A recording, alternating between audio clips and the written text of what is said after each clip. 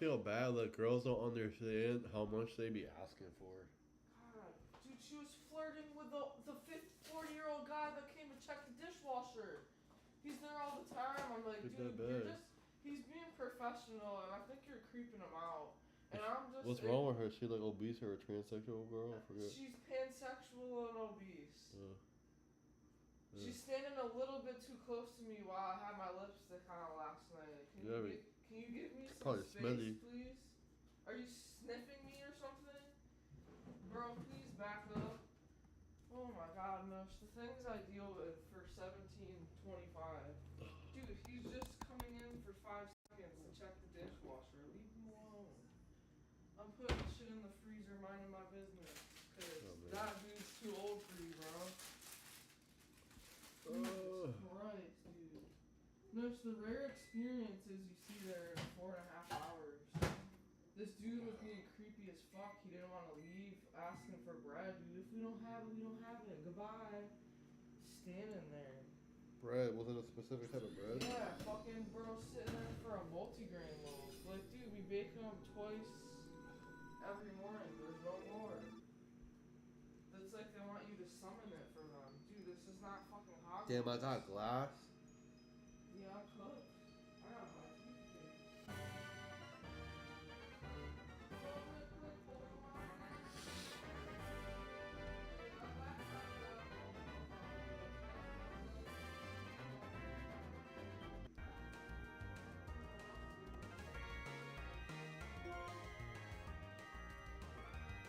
Yo, we gotta buy a bigger microwave because I bought cups. I don't even know they fit.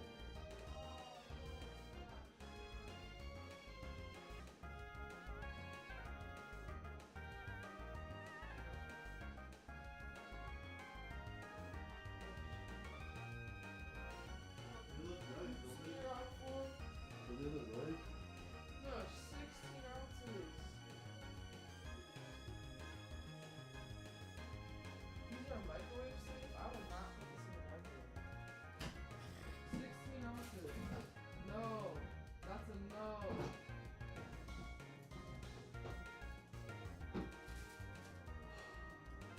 Why would you get some giant? That's like almost like. I don't know because they were hot rated. And I don't want to think. I'm thinking of a water bottle. That seems bigger. That's still not. Yo, our microwave is bomb. A new microwave?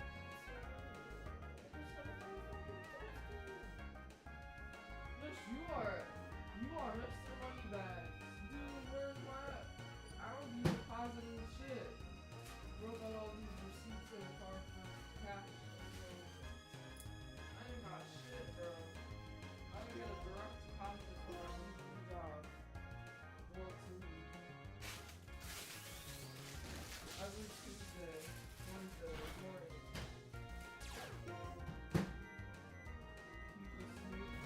Here you go, Mupa.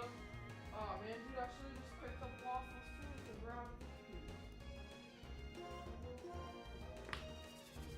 Give me all your money.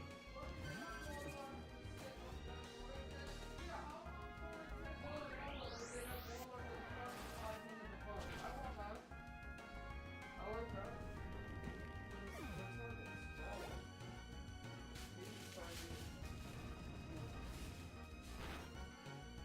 Walmart, I go up there not a long time ago, my car was squealing, that's when the belt almost came off. I shit my pants, car. I pressed gas, car not going, car squealing. Fuck no. So stressed. Look, what do you need? A microwave? I'm not gonna get my warm water. You place it for 5 minutes in the microwave, you get smaller cups. They already shipped it, huh? That's all for delivery. If you like them, they're hard to find. Maybe shit. It'll fit. Maybe that's not 16 ounce, but I'm pretty sure those cups are.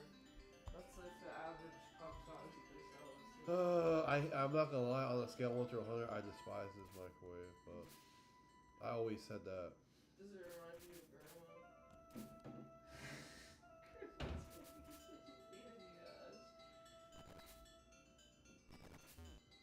Let's try having that as your I have just great relatives. She's an asshole, dude.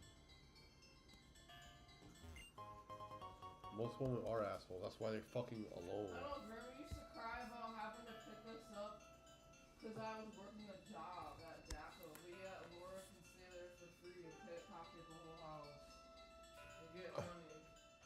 Nice. Typical. But yeah, I have to get started. You can't give me money. No, they're fucking weird, dude. Like. What if I need extreme car repair? Oh wait, I got it covered. They help A6. Darren helped me. The Yazir A6, especially A6.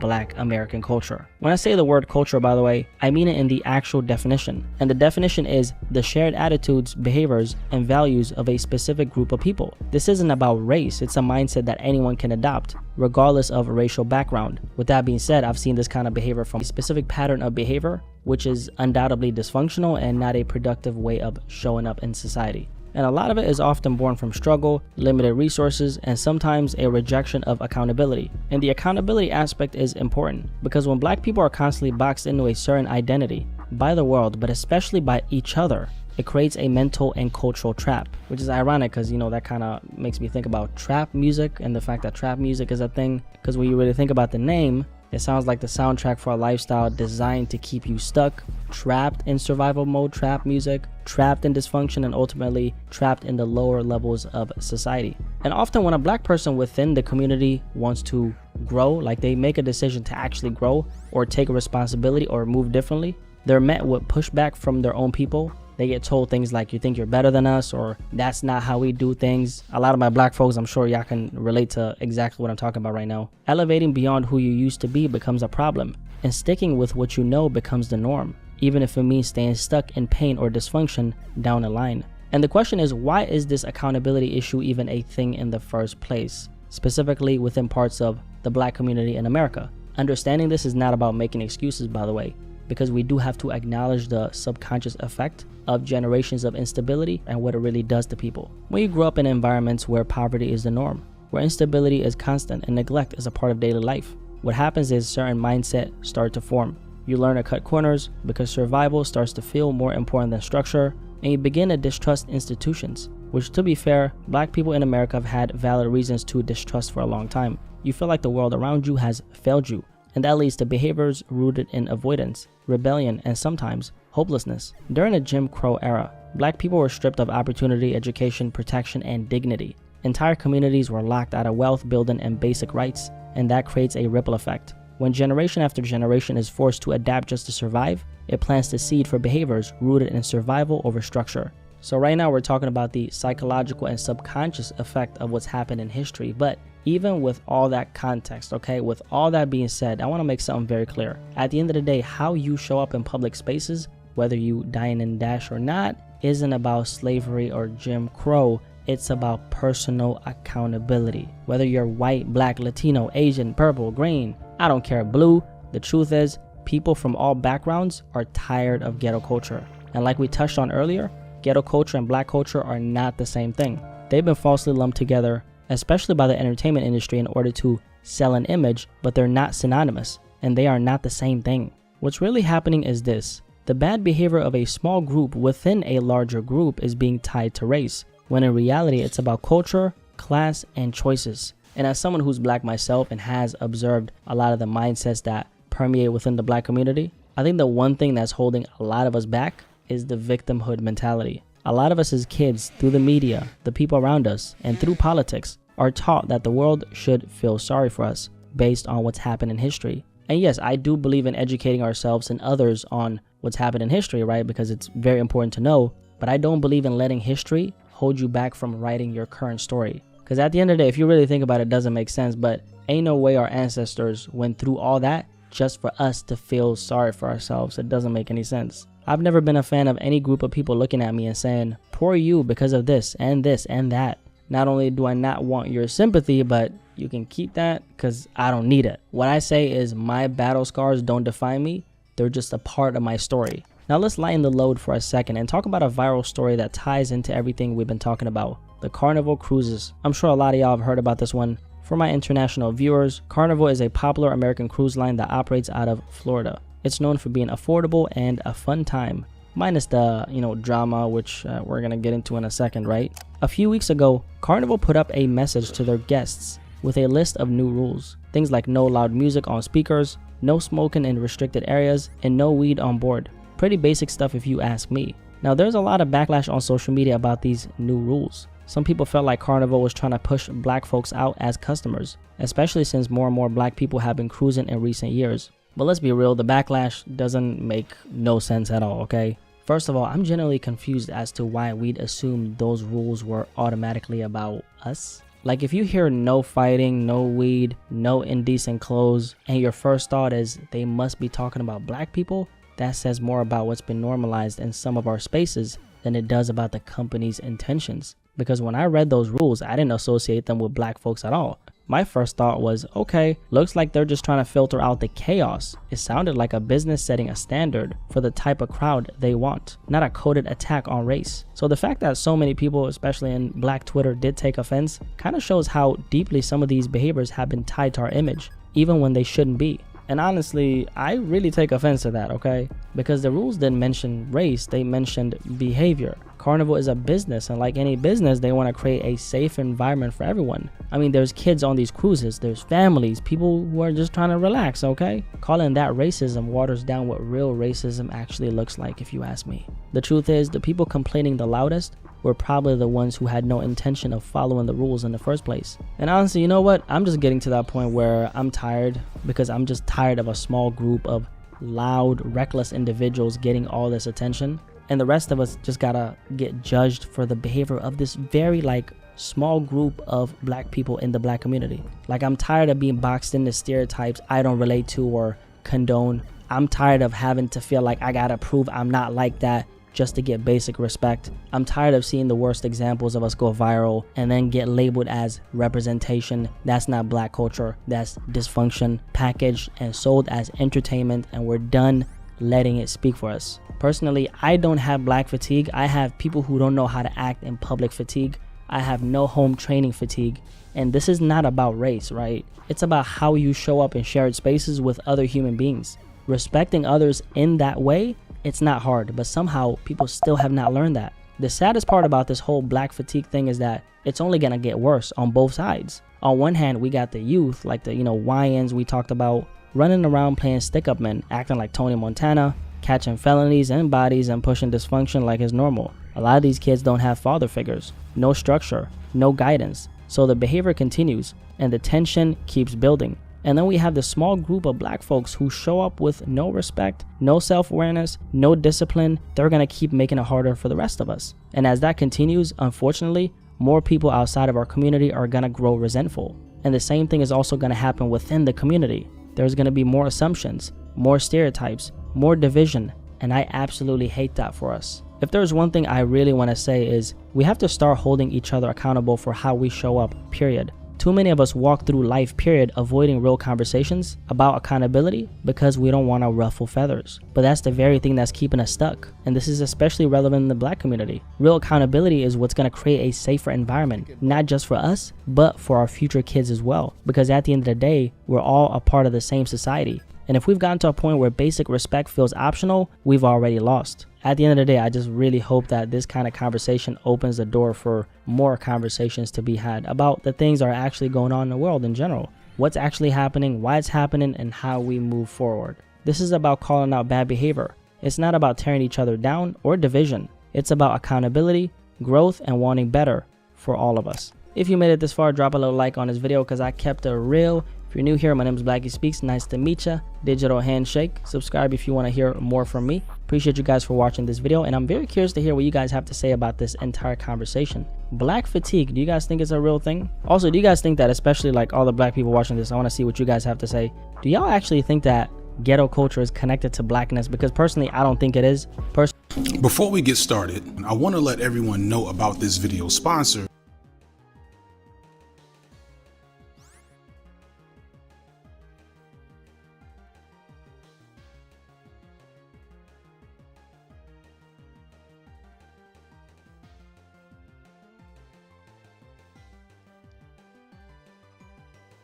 Imagine waking up, gasping for air, your lungs burning as they fill with dust.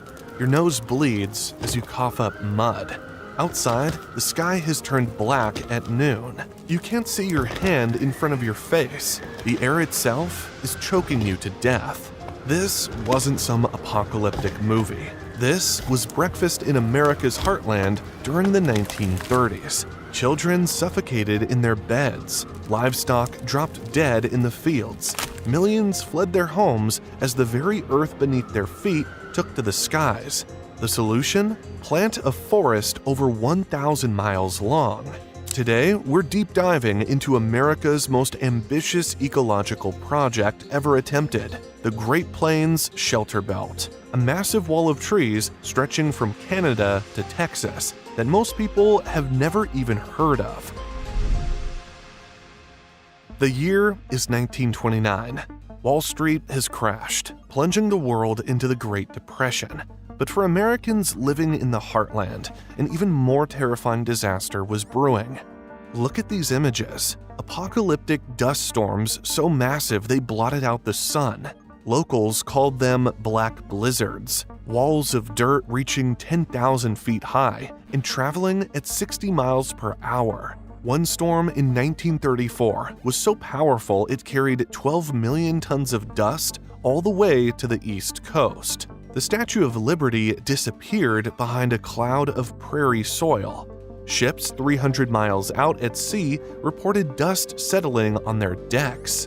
On April 14, 1935, known as Black Sunday, a dust storm so massive it turned day to night swept across multiple states.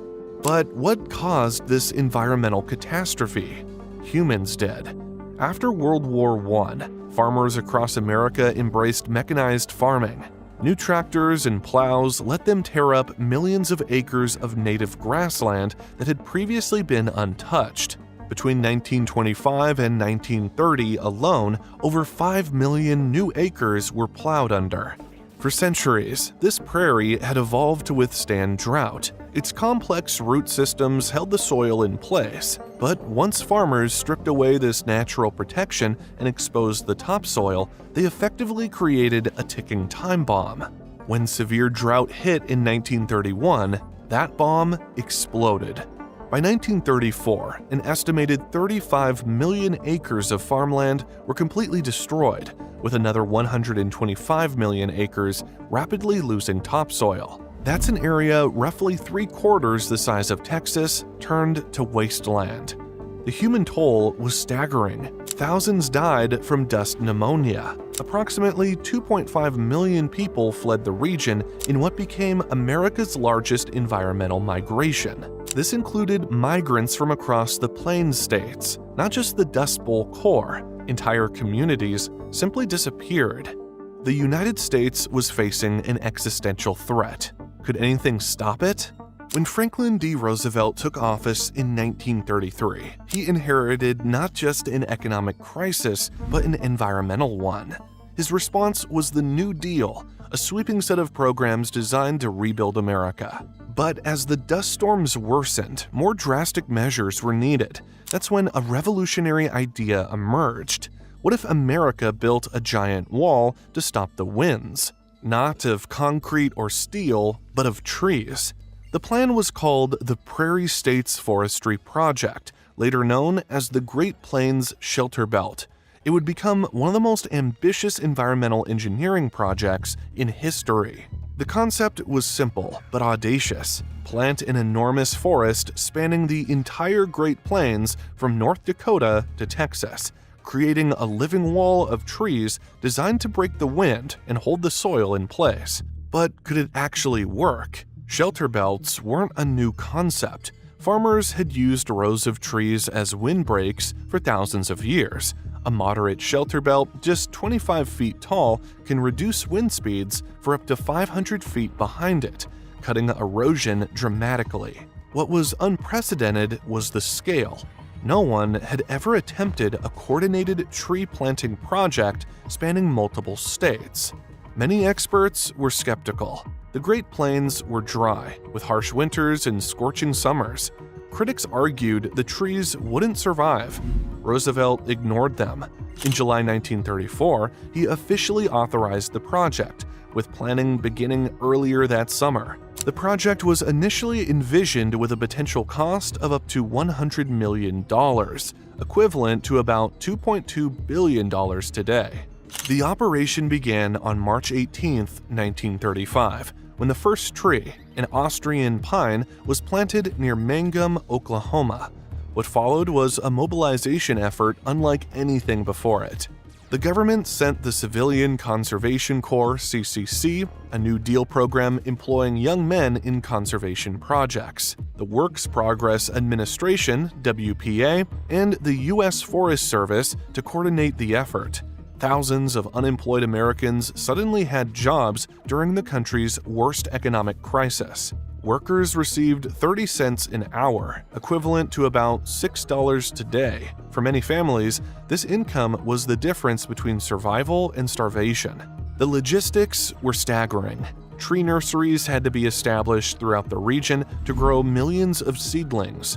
Careful research determined which species would survive in each area's specific conditions. The design was meticulous. Most shelter belts were 100 to 165 feet wide, with rows planted 10 feet apart. They used a tiered structure. Tall trees formed the center, flanked by shorter trees and then shrubs, creating a living wall against the wind.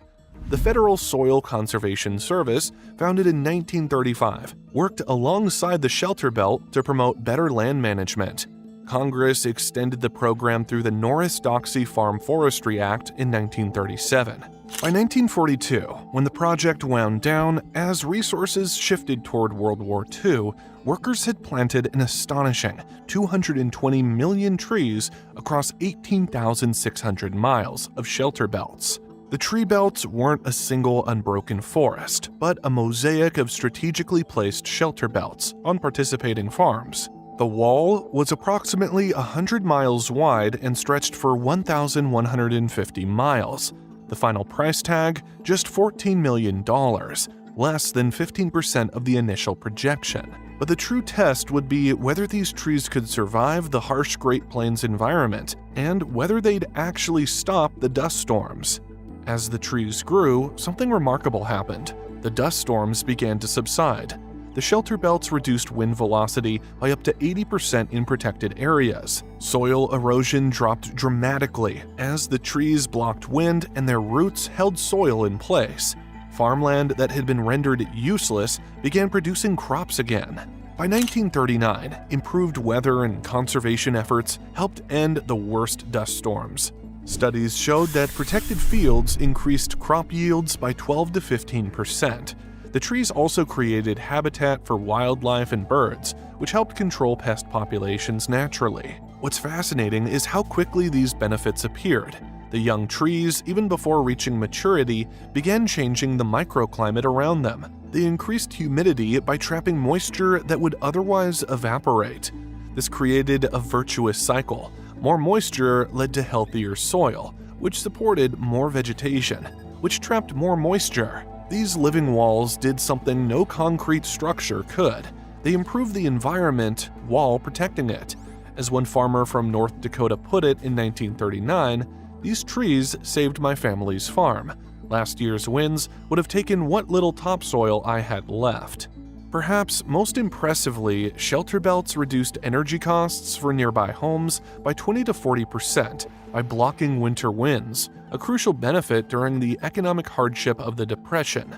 Families that could barely afford coal for heating found their supplies lasting longer simply because winds couldn't strip away the warmth from their homes. But the project faced challenges too. Without ongoing government support, maintenance fell to individual farmers, many of whom had full schedules with their regular work.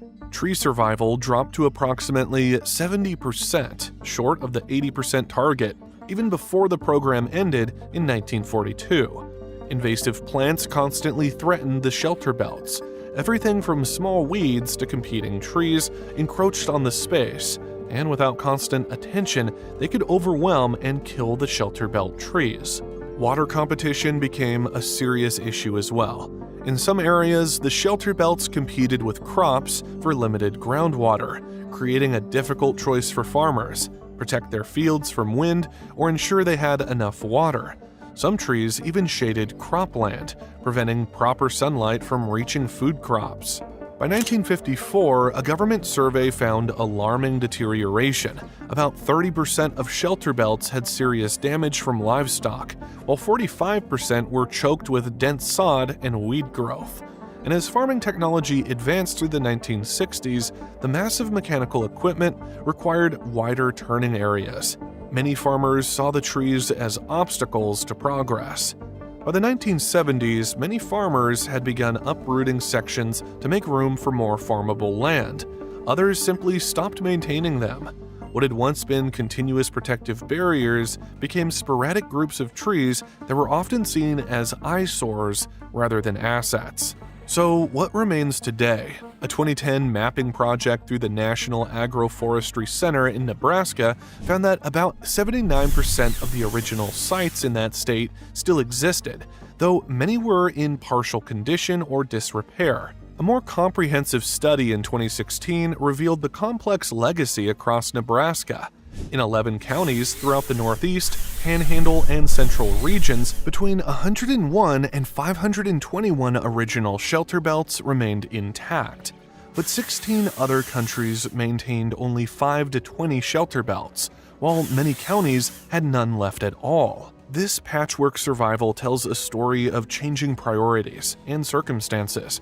Where farmers saw value, the trees remain. Where economic pressures won out, the shelter belts disappeared.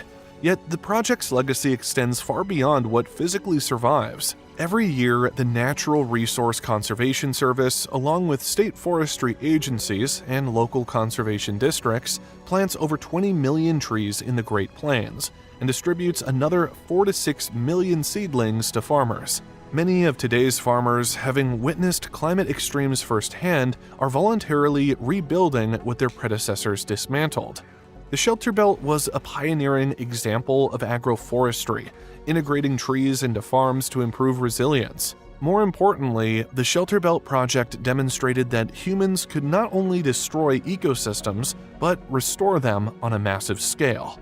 The Great Plains Shelter Belt has inspired similar projects worldwide. In China, the Great Green Wall, or 3 North Shelter Belt Project, began in 1978 to combat desertification. China's full 3 North project will continue through 2050, though the 3,000-kilometer Taklamakan Belt was completed in 2024. Even more ambitious is Africa's Great Green Wall Initiative. Launched in 2007, this project aims to create a 9-mile-wide, 4,800-mile-long stretch of trees across the entire width of Africa to stop the southward expansion of the Sahara Desert. The African Green Wall aims to restore 100 million hectares by 2030, with 30% completed as of 2024. So far, about 30% of the African project has been completed, with 30 million hectares of degraded land restored. With $2 billion in funding and support from the World Bank, the project continues despite challenges. Australia has recently begun its own massive reforestation effort, with plans to plant 2 billion trees by 2030, many in shelter belts, to combat climate change and habitat loss. The Great Plains Shelter Belt represents both a warning and a promise. The warning is clear: human activities can trigger environmental catastrophes that threaten our very existence. The Dust Bowl wasn't just a natural disaster, it was man-made, triggered by unsustainable farming practices that ignored the ecological balance of the plains. But the promise is equally powerful. With vision and collective action, we can repair the damage we've done. The 220 million trees planted in the 1930s didn't just stop dust storms. They showed that environmental engineering on a continental scale was possible. Today, as we face climate change and environmental degradation worldwide, the lesson of the Great Plains Shelter Belt is more relevant than ever. Sometimes, the best technology isn't high-tech at all. Sometimes, it's as simple as planting a tree, or, in this case, 220 million of them. In the end, it wasn't concrete or machines that saved the plains. It was trees. Quiet, rooted, enduring.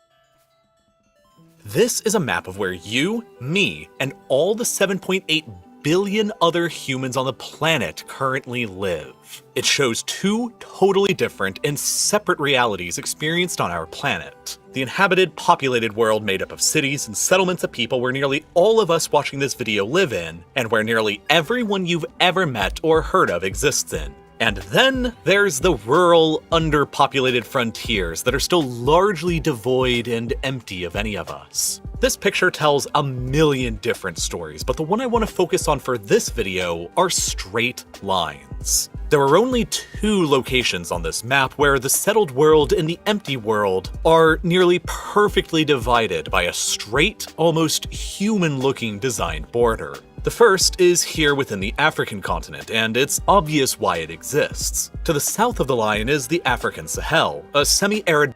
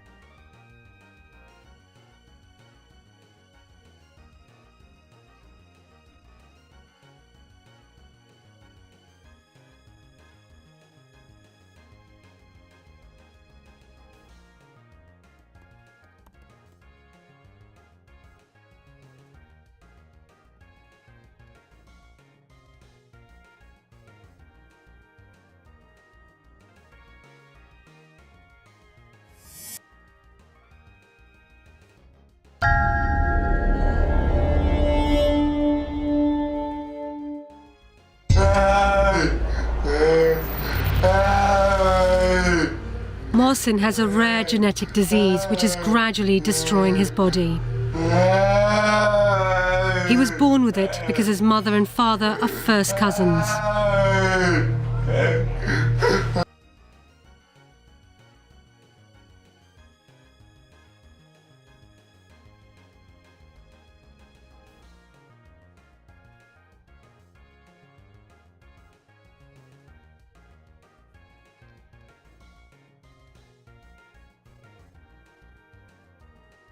I don't even know how to start this video. This is such a topic that needs to be approached with such care so people don't think I'm a racist. Listen, there's a thing out there called black fatigue. This is where American people are getting kind of sick and tired of ghetto people. And coincidentally, these ghetto people just happen to have black skin. Black fatigue does not affect every single black person. It's not like people are going around and seeing a black person and being like, oh, these black people, I can't stand them. No, there's a reason, and there's a decently good, I'm not even gonna explain it. Let's just roll some clips and you'll probably understand what I'm talking about.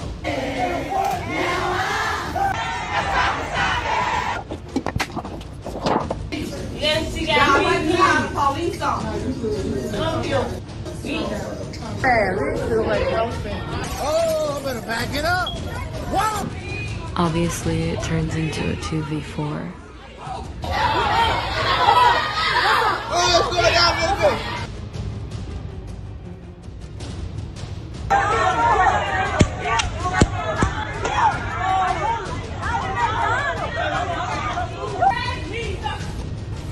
I'm assuming that after you've seen these clips, you can now understand exactly what I'm talking about. And I just want to make it perfectly clear that this isn't every single black person. I have some black friends, and I know a lot of great black people, but I feel like even if you're a black person seeing this, instead of claiming I'm racist or calling me racist, you should be getting upset at these people for making you look bad. Every race has bad apples, but the thing is, the bad apples usually get denounced in these groups of people. Like Arabs denounce terrorists.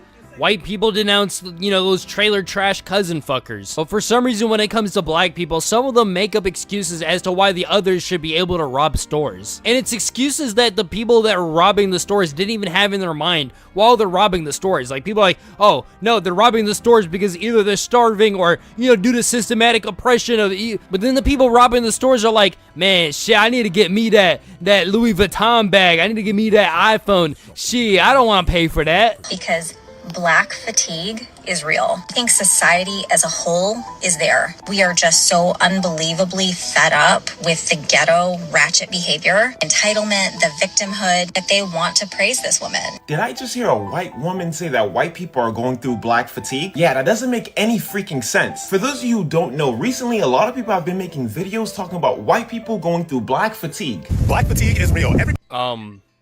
That's a black man complaining about black fatigue. He was talking about white people going through black fatigue. Everybody is tired of black people. And I believe that a lot of people think that that word wasn't created until recently, but no. That word was already created. In fact, it was coined by a black woman. I actually have the book. You should read it. But let's get something straight. Black fatigue is not white people being tired of black people complaining about racism here in America. Yeah, and the N-word meant something completely different too, 200 years ago. Like, buddy, you do not want to be making that argument as a black person. Black fatigue is the physical and psychological toll of being black here in America. Yeah, and the N-word isn't synonymous to dude, homie, or friend. Sorry, people just reclaimed the term black fatigue. I'm sorry to tell you, man. I mean, the literal quote, "I'm sick and tired of being sick and tired," literally came from a black woman. And people making videos or talking about white people going through black fatigue are trying to stop black people from talking about the problems that black people face. Which is themselves? What is the #1 cause of black death in Chicago? Are you serious? Other blacks killing blacks. Are y'all saying other blacks? Yes. Other blacks? Where's your substantial evidence? It's right there, dude. It's the real-time vetted crime. Where does it say it? Black Americans are 13% of the population, yet they commit 55% of the murders. Where can you show me that at? Man, let's read it. 70% of offenders were African American. And let's be honest, white people are not tired of the ghetto ratchet stuff. I mean, if you watch movies like Get Out or even Sinners, it proves that white people want to be black. This guy just brought up 2 movies that were both written by black people about how white people want to be black as proof as to why white people want to be black. What? But I do agree with them to some extent. I think it's cringe as hell when the white person is listening to rap music about dealing drugs and shooting people on the way to their 9-to-5 job. You guys need to stop that because it's giving guys like this an actual compelling argument. Like, Becky, while you're driving to your Starbucks barista job next to the gated neighborhood, why are you listening to YG My Nigga? I ain't a killer, but don't push me. Don't wanna have to turn a nigga guts into soup.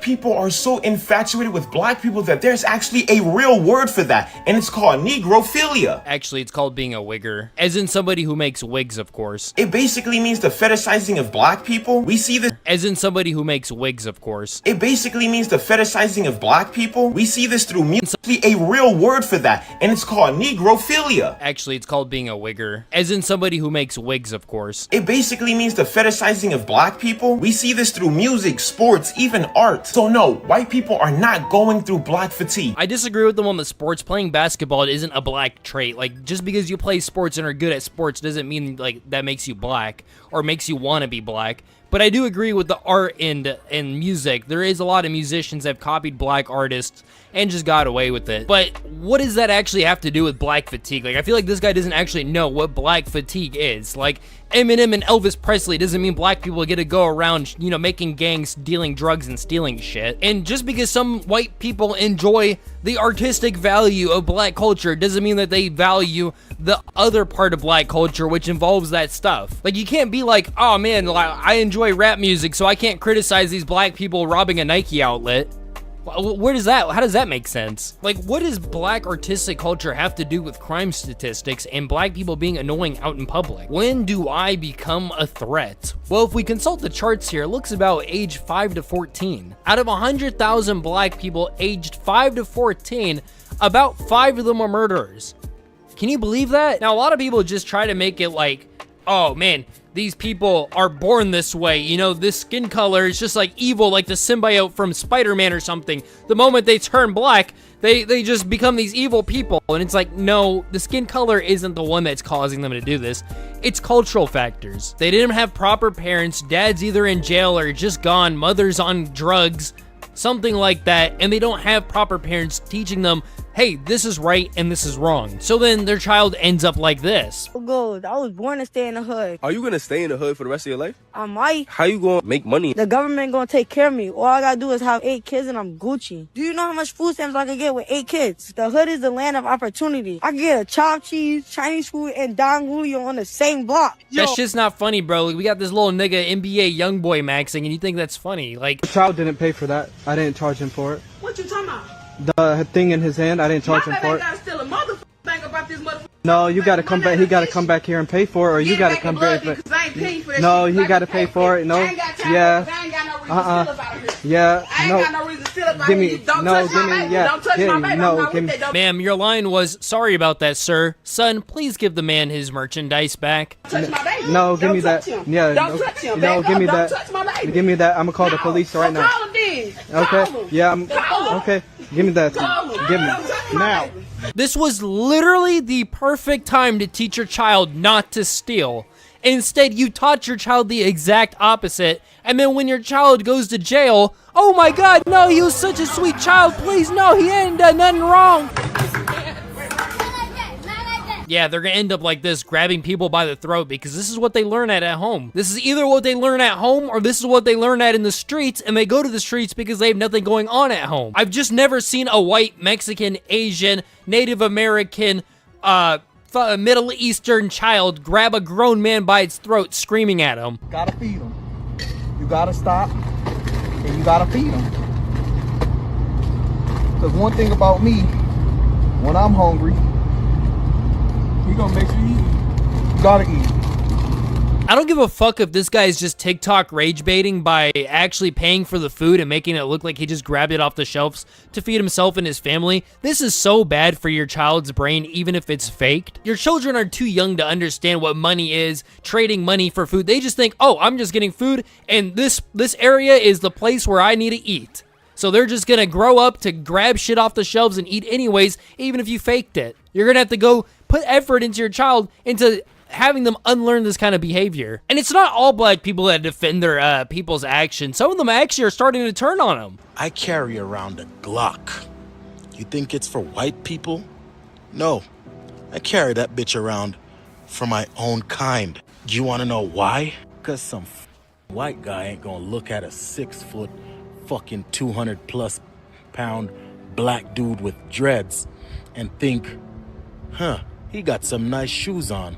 Let me go get that up off of. He's right, but unfortunately his own people demoralize him for this and call him something like an Uncle Tom. I bet the CIA is looking at the black community destroy themselves like, damn, they're doing better than we did. Oh my god, they're waking up! This one's just a skip, but the attitude of the message is still the same, that he's tired of black people acting dangerous. Yeah, alright Josh, wait till we get outside. We get outside, I'm gonna knock you. I called the cops. The white ones.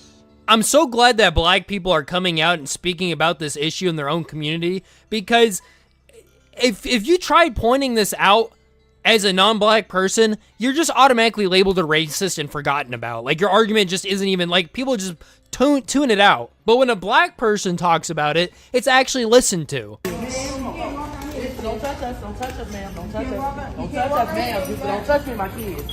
We gotta go. Ma'am, don't touch us. Move, ma'am. Holy shit, this is the first time I've actually seen somebody rob a Burlington coat factory with a gun. My kids gotta go to school. I gotta do what I gotta do for my kids. You gotta do what you gotta do for your kids, so you steal brand new clothes from Burlington Coat Factory. Why are you not at Goodwill? If she was stealing from a Goodwill, I could understand that somewhat. Hey, you better go on. Don't put that in the car. Go ahead. Oh yeah, for the kids. I don't know what this is, but this does not look like it's for teenage boys. Thank you, man. You here. Also, shout out to the other black lady trying to prevent her from stealing. She probably understands that this indirectly makes her look bad that one of her kind is stealing from the store and is trying to stop that. Either that or she just knows that stealing is inherently wrong and it isn't supporting like, yeah, queen, you go get your shit. Yeah, you deserve it. Yeah. Excuse me, do you have a boyfriend? How? Hey, no. Hey. Just immediately gets violent. Like, it was obvious he was joking. This is not normal behavior. Like, immediately her first response is violence. Like, you can see her calculating it in her head and going through the steps and immediately coming to the step of violence. Yo, chill out, bro. It's a joke, bro. It's a joke. It's a joke. Chill out. It's a joke. It's a joke. Bro, she is still chasing him. It makes her look bad that one understands that this indirectly makes her look bad that one of her kind is stealing from the store and is trying to stop that. Either that or she just knows that stealing is inherently deserve it. Hey, no. How? Hey, no. Hey. Just immediately gets violent. First, immediately coming to the step of it's a joke. Still chasing him. It's a joke. What is this guy doing? Who the fuck is that guy? Who the fuck is that? Like, you're just running past somebody and he tries to make you flinch. Like, that is so annoying, bro. Like, does the cameraman know this guy, or is this just some random guy that just raised his arm against somebody? It's a joke. I actually the stupid shit. Watch out. Some companies are actually starting to stand up to the black fatigue, like Carnival Cruise. Carnival Cruise is a cruise ship that somehow got overran by ghetto people. Anyways, this Carnival had changed their rules, and a lot of black people felt like these rule changes were targeting them, and they probably were. These rule changes included stuff like no marijuana allowed on board. With these new rules and regulations from Carnival, I can guarantee you, they're about to F around and find out real soon. A Bluetooth speaker ban. Guests may no longer play their own music in public areas. Carnival says the rule is for comfort, but many may see racial bias in enforcement. Mom, can we leave the cruise? Mom, can we leave the cruise now? The blacks took out their Bluetooth speaker. A drink package enforcement.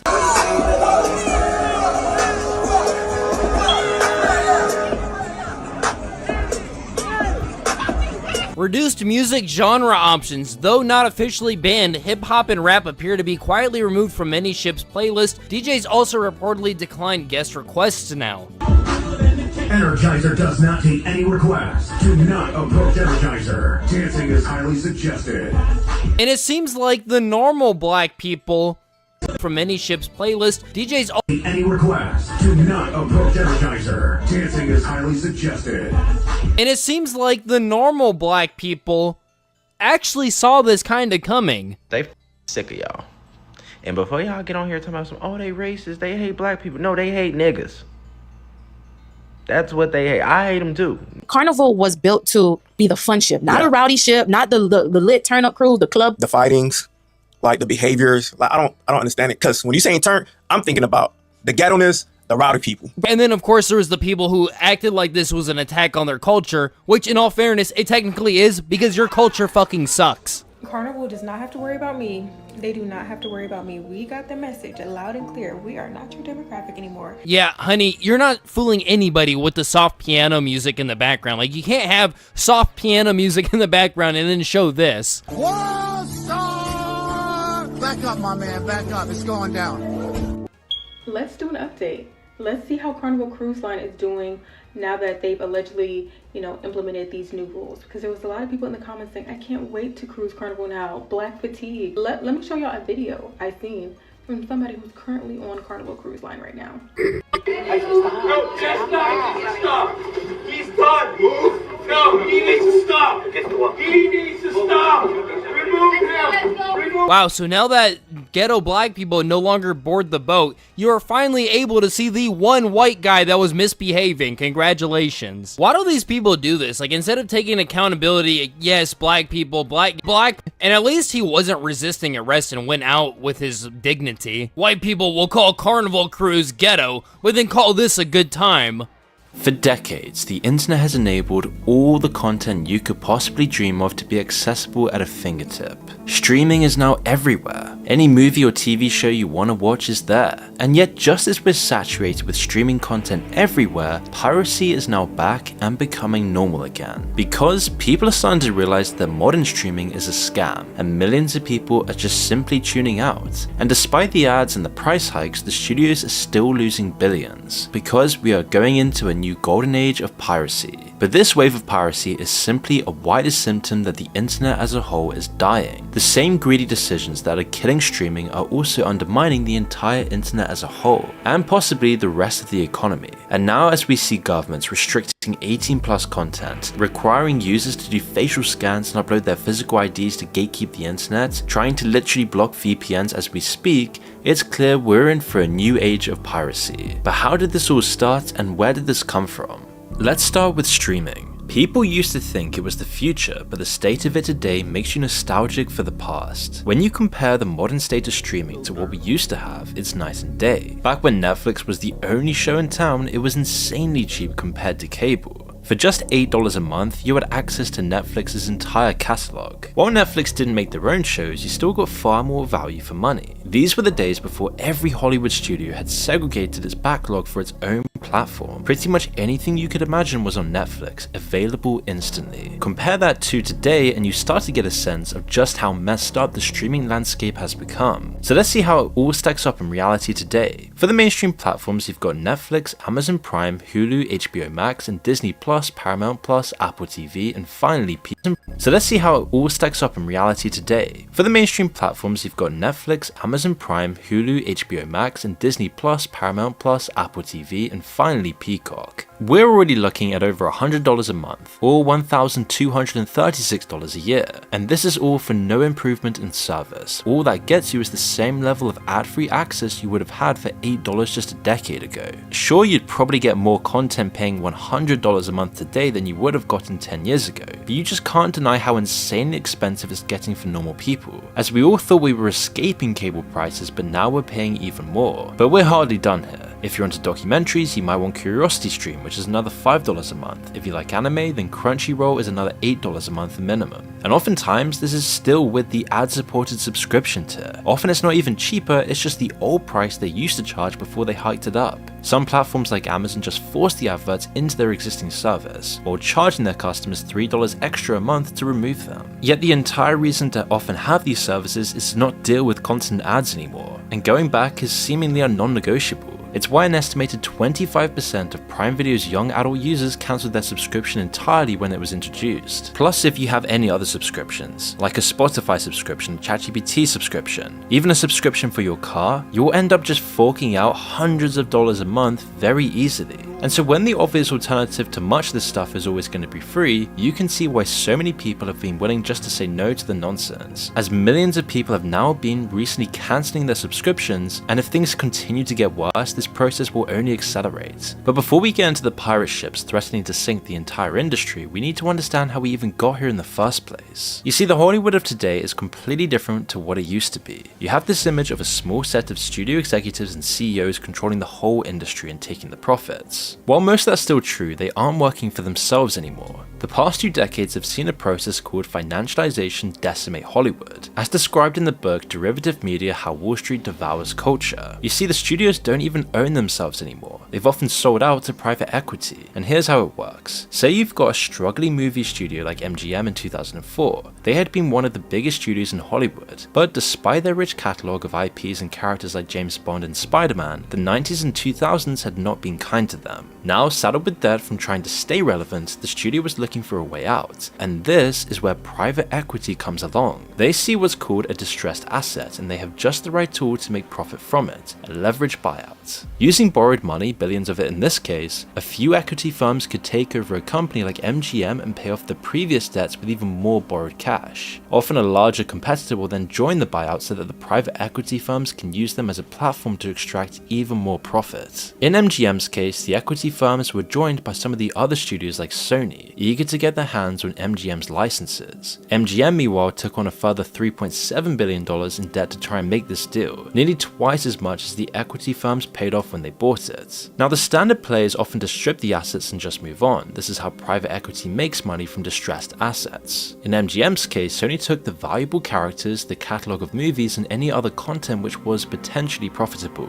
and all the other parts of MGM, like all the staff, were dead weights. As costs go down, profits remain the same for a little while the stock price goes up and the equity firm can make their money back. By the time the damage from the layoffs and the liquidation becomes clear, the firms that bought it will have probably sold it already, or they'll have made enough of stock dividends that they just don't care anymore. While the MGM buyout marked the beginning of a gold rush for private equity, it really didn't go that well on paper. A few years later, MGM was still heavily in debt with barely anything left to sell to pay it off. Sony hadn't made as much on Spider-Man and James Bond as they thought, but the end result of all of this was that Hollywood became even more concentrated.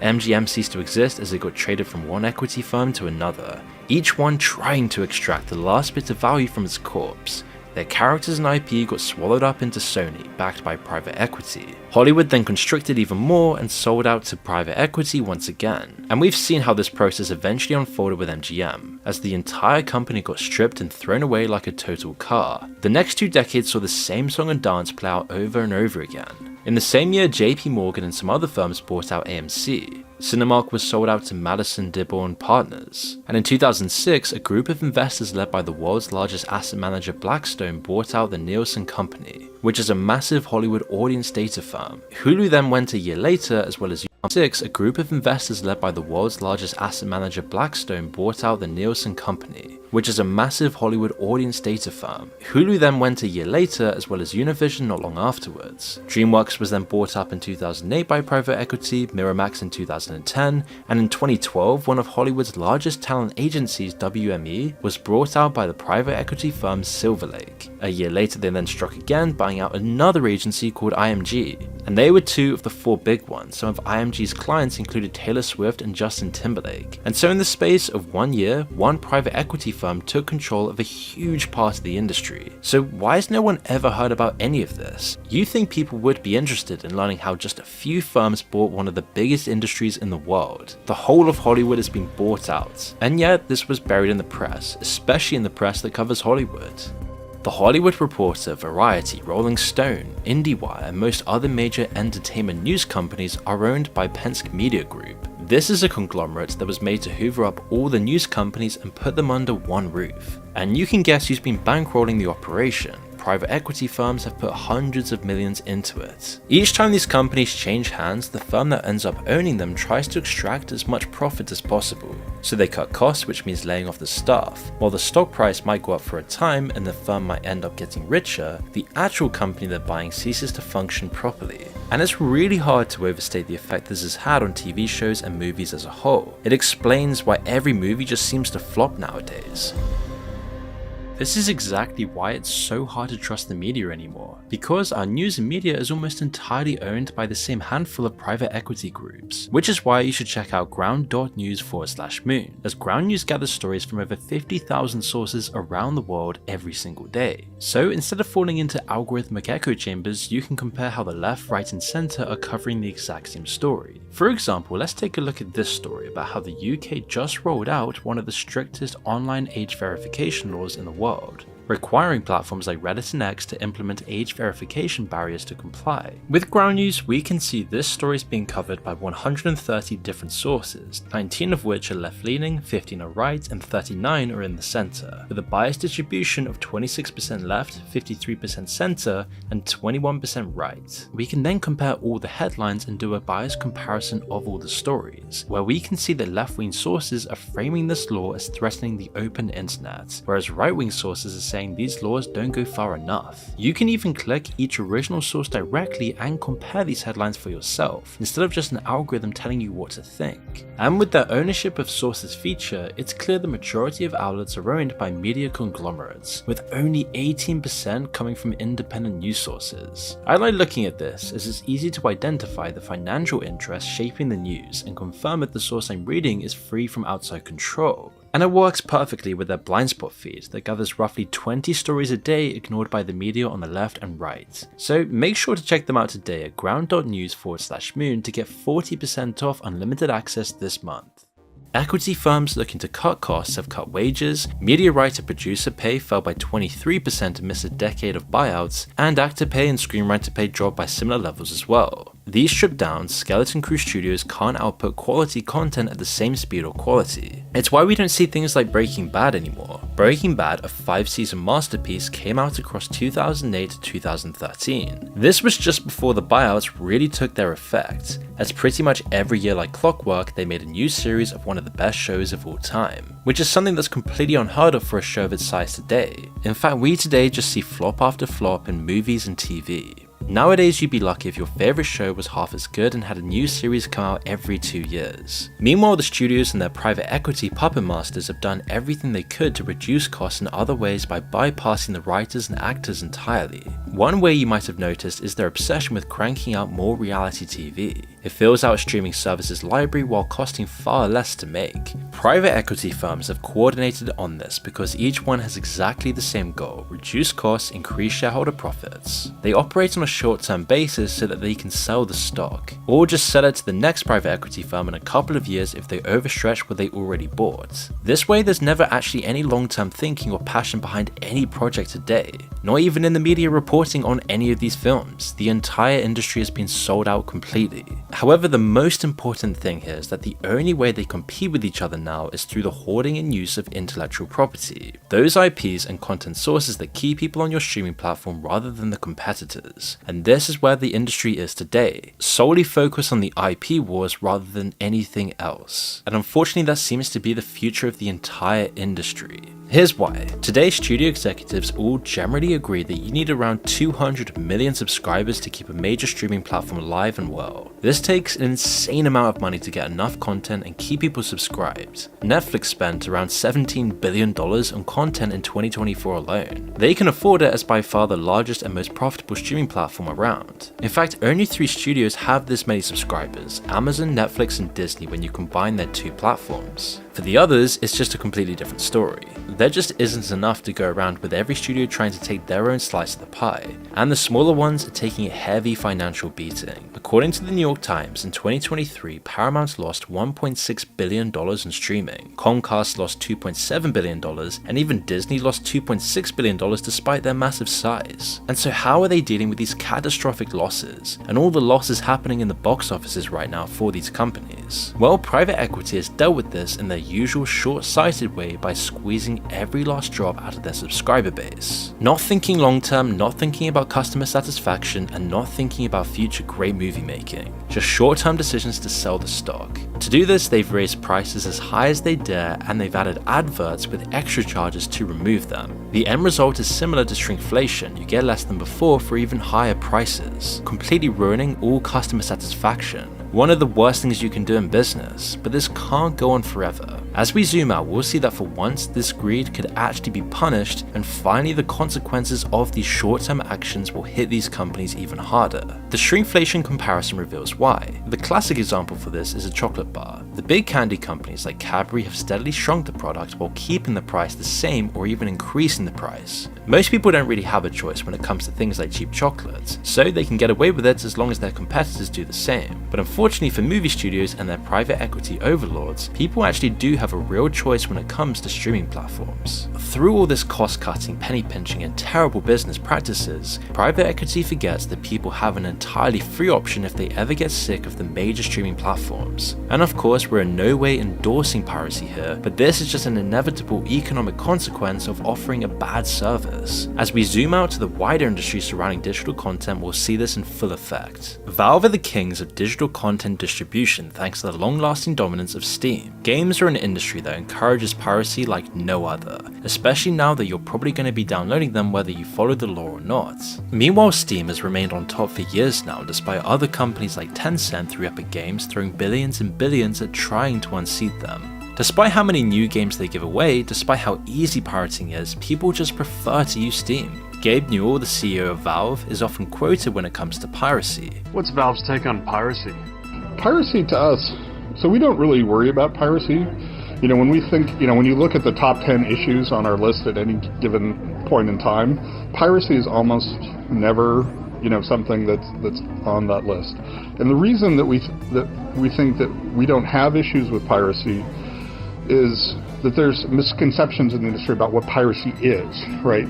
He must understand it after all, having beaten it so thoroughly. Valve didn't need to worry about privacy like Gabe said because they know how it works. Some people will just always pirate everything and you can't reach those consumers and there's just no point trying. But most people often want to buy games. They don't want the viruses that come with piracy, they don't want all the issues, and they might just want to support game companies. Oftentimes they just don't want to even break the law. There's obviously a lot of reasons not to pirate generally. People often only pirate when there's just no other choice or when they feel like there's no other choice. They simply take the path of least resistance. If everything you want to watch is on Netflix and the costs are reasonable, lots of people will just buy a Netflix subscription. But when the service is poor and expensive like it is today, a much larger proportion of people will just pirate instead. So game companies like Steam can get around this because they offer a really good service. You actually buy a game on Steam and you can download it anywhere. You're not just limited to a few designated devices and you aren't region locked. It won't rotate out of Steam's library in a month or two, making it inaccessible. They offer something much closer to actual ownership. Meanwhile, other game companies offer such a bad service that people had to make a petition just to try and force them to do the bare minimum and actually keep a game functional that people have already paid for. It's called Stop Killing Games, and really it's just asking for the bare minimum in service. Ubisoft's game The Crew is the example that the petition uses. When it was released, it was always online and you needed to log into Ubisoft's dedicated servers to play it. Now it's old and Ubisoft wants to take the servers offline, but this will then mean a game that people paid for will just cease to function. The petition doesn't even force them to keep the servers running. Instead, all it asks for is that these companies must let players run their own private server. It's a tiny cost in the long run for these massive conglomerates, but these companies have all lobbied together to fight this. And the ironic thing here is that the pirates have actually gotten the best service by far in the case of The Crew. A cracked version of a private server has been floating around for ages now. A common consequence of the medieval attitude most companies take towards piracy is that the paying law-abiding customers always just get punished in the end anyway. It's all typical of short-sighted decisions made because the private equity companies at the top are the ones who are really pulling the strings. And we might have praised Valve, but they aren't doing anything that amazing.